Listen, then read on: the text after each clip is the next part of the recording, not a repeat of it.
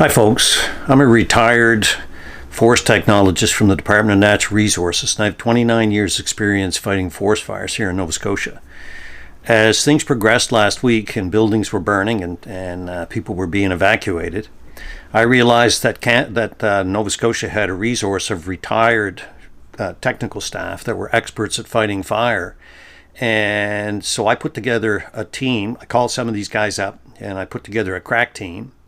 And then I immediately notified Natural Resources at Fire Control in Shubie. I contacted a local district supervisor, and they both notified me that the province wouldn't be interested in hiring on any retired staff to do work. So at the same time we were being told that, the Premier was begging for help on every newscast that he could get on. So I started that last Tuesday, and then I fought with the province on Tuesday, Wednesday, Thursday, and again on Friday, trying to get our guys put in key positions where they were needed throughout the province. And I got the same answer continually: thank you, but no thank you. Finally, I got frustrated and went on talk radio on Thursday, and then I got a phone call from Shubie Radio that said, or not Shubie Radio, Shubie Fire Control, that they'd put my name on the list and the name of a few others. It was a polite way to say, look, we know you're making noise. Thank you, but no thank you. We're still not going to hire you guys to come fight fires. So what taxpayers need to understand is while buildings were burning and the province was short-staffed, and our government was standing in front of TV cameras saying we're doing everything they can, they lied to your face. They didn't. I could have pulled together a lot more teams of guys, retired guys willing to come out and do this. We were not offering to do frontline hose line fire, but there's for every guy on the line, sometimes there's 3 guys behind the line providing what they need in the way of services. And we were highly trained in both evacuation, all levels of incident command. Personally, I've been incident commander on dozens of different fires and fought fires up to 50,000 acres.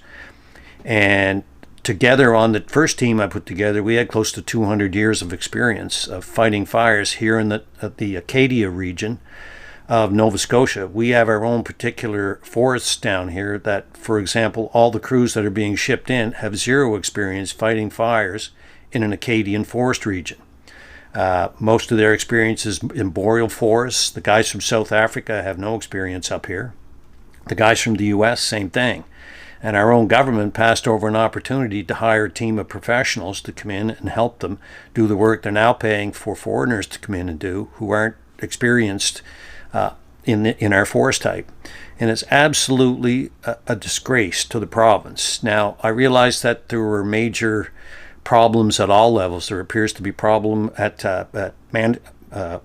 bureaucratic levels, managerial levels, and at political levels.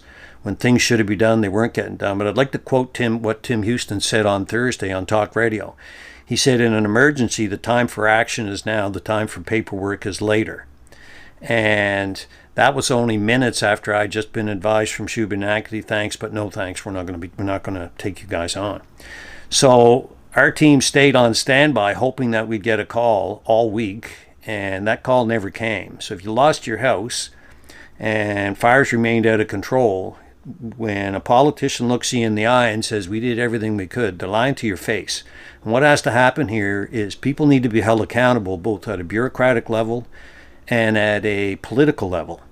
So how do we fix this? What has to happen is a database has to be put together of retired DNR forest firefighters. The guys are still interested that would like to be able to come out, can keep themselves up to date, and get called in on short notice rather than use the CIFC program that they use through Shubinackity, and call in locals first.